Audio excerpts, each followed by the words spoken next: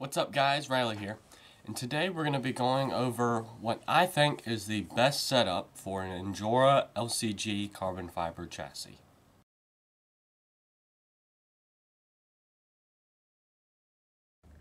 So, here's the truck that I've got, and some of y'all may know that it has an Injora LCG chassis on it.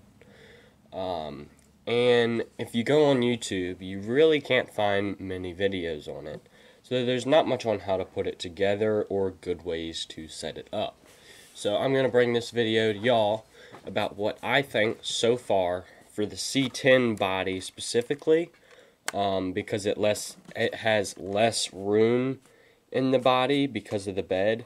But this is what I think the best setup is for the LCG chassis. So let's go ahead and get into the setup.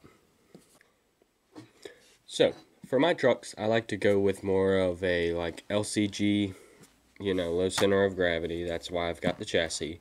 I like to keep it nice and low, but still keep some clearance. So if I open the hood up, when you get this chassis, it will be Velcro. You'll have to use the Velcro. But this chassis is carbon fiber. It's a really good chassis. From how much I've used it, I do like it. There's a few things I ran into that I resolved. I am not using, so when you get this chassis, it comes with like a base plate that you can put your battery on and put the battery strap in, but I actually didn't use that. I've taken that completely out and I'm not using it. Now, so for starters, I've got the Velcro to hold the body on. It's just right there. Then on the body, we've already gone over this, but I have a battery here. So I've got this battery, and for the battery, I have it up front to keep the weight up front. Now, when I do the battery, I have to flip it upside down so that the connector, the main connector, is facing towards the back, just so that it can reach the ESC/receiver. That's because the receiver is in the back, and if I flip it this way, then it's on that side, then it doesn't reach, as you can see. So I had to work around a few things, but so far this is working out good for me. Now the next thing is how I've got the battery. So there's not really much of an area to put the battery there. So I've got this brace, whatever you want to call that. It's not really the brace, it's just more of like something, I don't really know, a plate to put stuff on. Because the braces are the little silver things. But I have the battery sit like this instead of like this, so that the battery, this would kind of be a better option in a way, because the cord would be able to reach better. But the reason I have it set like this is because my truck, the way I've got it set up, when it compresses or flexes, the servo goes past the frame rail. And if I put the battery in it, there we go. If I put the battery in it, the transmission is pushing up on this side of the battery, so it won't let it go down to lift that side up like it needs to. So when the battery is tied down, the strap's holding it in place. It's not going to let it go down like it needs to. So I'm losing a battery's worth of clearance, whatever you want to call it. Without the battery, as you can see, it's about the very front of the frame rails are below the servo, but the very front of the frame rails do kind of go down. But hopefully y'all can see what I mean. So that's how I have the battery. I have it on sideways. Now, the battery strap, if you can see, is literally, I'll strap it together, It's just above the links, but under the frame rails. Now, I don't know how much clearance it's got from the drive shaft. Not much, because the drive shaft's with the links. But so far it hasn't really damaged the strap or anything, which is always good. The next thing is, just to kind of keep the truck clean, I have the Emax servo. The wire goes down, it goes under that, comes around, and then I have taken a bread tie and tied it to the frame rail with all that extra slack, and then it goes right here to the receiver. So I've got a nice and clean truck. No messy wiring. And for the motor, so usually the motor wiring would be all around right here, but instead, so my receiver's velcroed. Instead, I ran it under the receiver, under this brace, and around back. So all that slack's kind of taken up that I would usually have. Now, when you're running this setup, you do have a little bit of clearance problems with the body. So sometimes you don't get a very good contact with the Velcro because it's got the bed, where you won't have this problem with the Jeep because the Jeep has that big open space in the back, but the C10 has the bed, so you don't have as much clearance. So this top corner of the receiver actually rubs the bed. So you kind of, when you put the body on, you got to give it a good press, which you can do. It's not too hard, and it gets a pretty good contact. As you see, sometimes it's not the best Velcro. You can get Velcro at most stores, but it works good for now. I do have some Velcro that I might try, just to see if I can get better contact, because this body does tend to come off.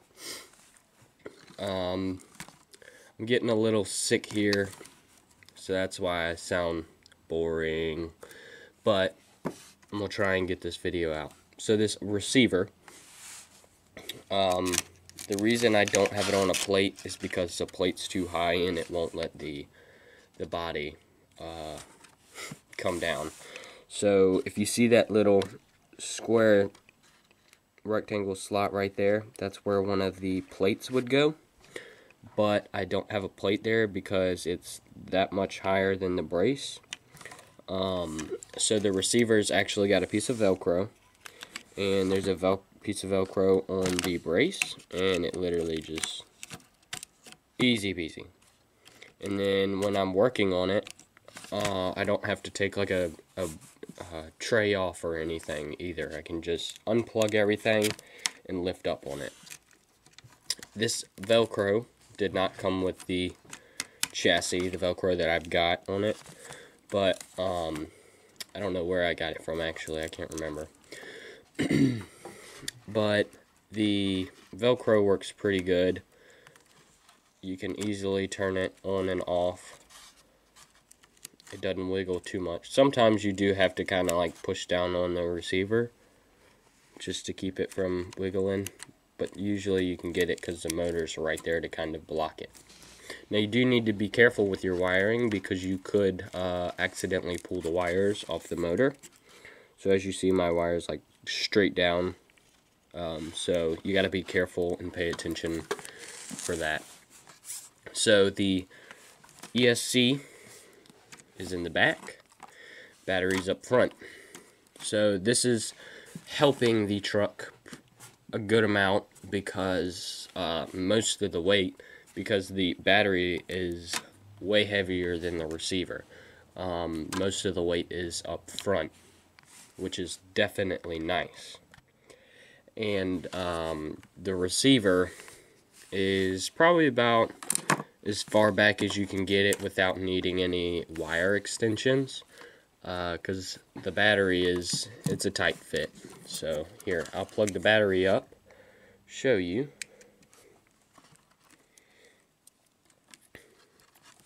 So it's pretty tight fit. you're using all the wiring you've got from the battery. And then battery strap does come off sometimes, but it works good this way. I like the setup this way, and so far it's really the cleanest way that I've found. I really like when my truck is clean and not all messy, especially with wiring. That's the thing I hate the most, is wiring. So the battery strap will go around. This battery strap is a little small for this. It'd be nice if there was a little bit of a bigger one. But there we go. I leave it in between this and this so that if it slides, both sides are blocking it. It's not blocking it as much on this side. Sometimes it still comes off. But you gotta beat it pretty hard for it to come off. And I beat my truck. This poor thing takes a beating. And every once in a while I'll get the battery to fall out. But so far it's worked really well. So I think that's about it for going over the setup.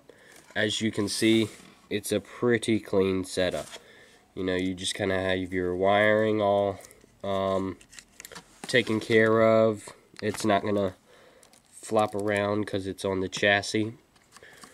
Motor wire coming from the back, so that's nice and clean, and the battery wire.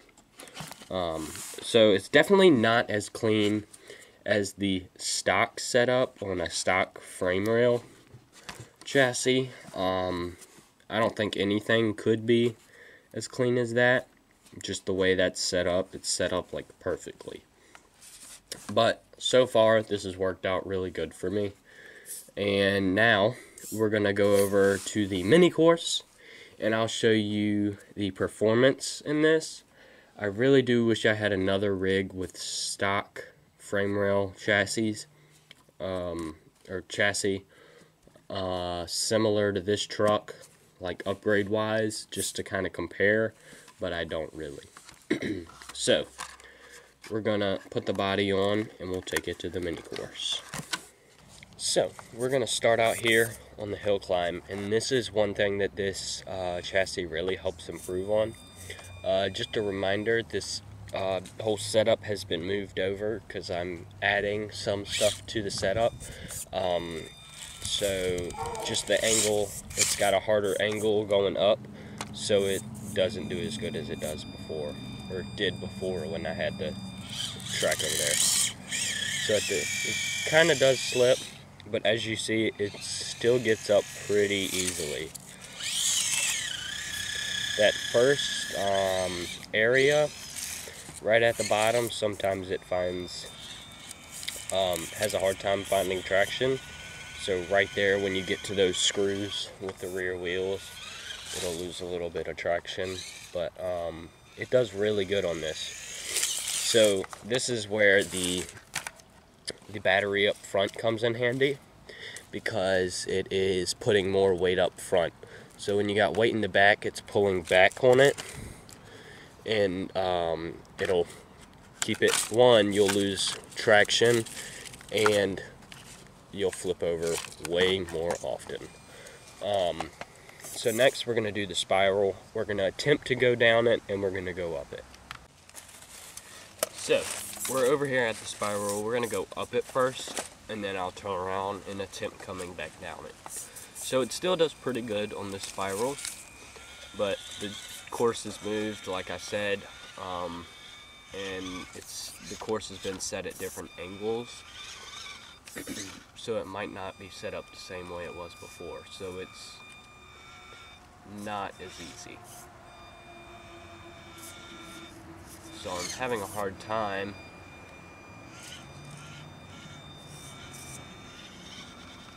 but I'm still able to get up pretty good. Better than most others. No offense, guys. But as you see, we got up first try, I think it was. I can't remember. I haven't really been paying attention. But we'll back down, you know, so we can reset and go back up it. Getting in this gap can be pretty dangerous. Oh, flopped right down it. So we're going to back up and try again. I'm going to try and come in as steep as possible on the steep side and see how good it does. So my suspension's not really letting me. It might need to be adjusted, maybe loosened some. So there we go, flipped it over. We'll give it one more try. I think the suspension might need to be adjusted because once it gets on up, once the suspension extends, it doesn't want to compress. There we go, got up. So 2 out of 3 tries, we got up. I was trying to take a hard course, or not hard course, a hard line. But as you see, my truck could probably do a little more tuning, take a little more tuning. Now we're going to try and go down the spiral. So now that we're going down the spiral, I set it on the bridge just so I could kind of get in the spot I needed. But as you see, the wheels move it a lot, so it tends to flip over. Right now we're at a pretty hard angle, so I'm going to give it some gas. Oh, and then flipped over. So I'm going to drive back up and get reset. Alright, so I'm going to back up. I'm going to try and take a wider angle, but still miss that gap. So if I can kind of get angled, yeah, like that.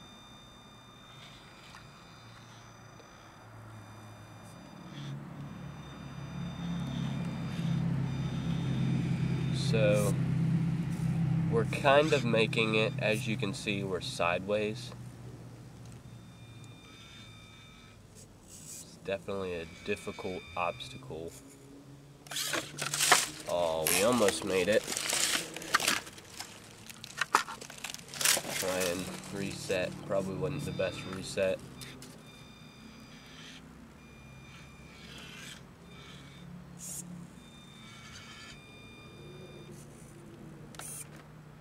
As you can see, just turning kind of moves it. So we'll try and...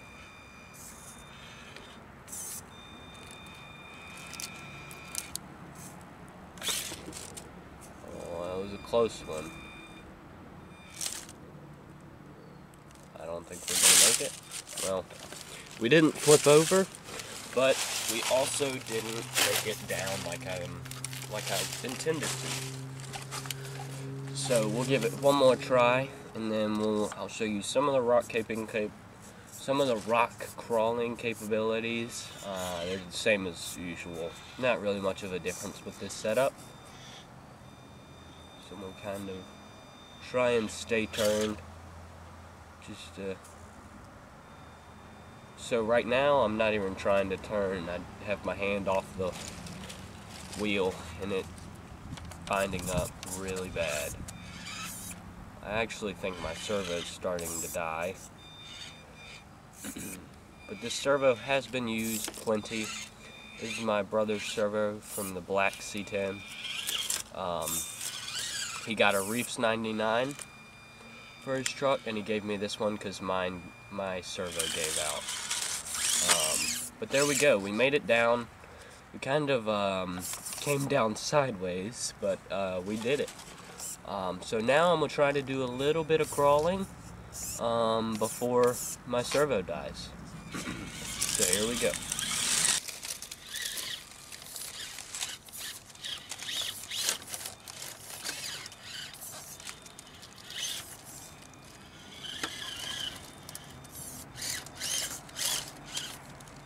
Leaves really make it hard to drive, especially when you can't see what the course actually looks like.